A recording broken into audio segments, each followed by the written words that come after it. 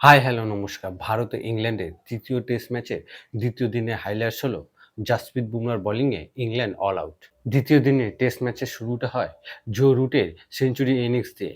এরপরে Jasprit Bumrah, Ben Stokes, Joe Root ও Chris ওকসকে আউট করে দেয়। ইংল্যান্ডের এই পরিস্থিতিকে সামাল দেয় ইংল্যান্ডের নিচের সারির ব্যাটসম্যানরা।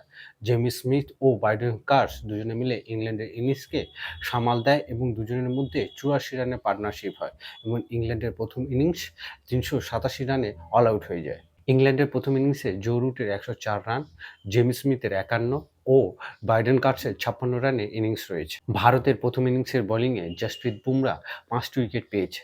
এছাড়াও মোহাম্মদ সিরাজ ও নীতিশ কুমার রেড্ডি ২টি করে উইকেট পেয়েছে। তৃতীয় দিনে ভারতীয় টিম ব্যাটিং করতে এলে শুরুতে যশস্বী জয়সওয়াল আউট হয়ে যায়।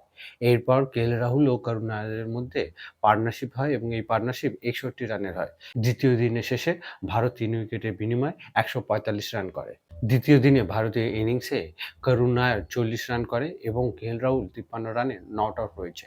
ইংল্যান্ডের বোলিংয়ে ক্রিস ওকস, জোফ্রা আর্চার ও বেন স্টোক একটি করে উইকেট পেয়েছে।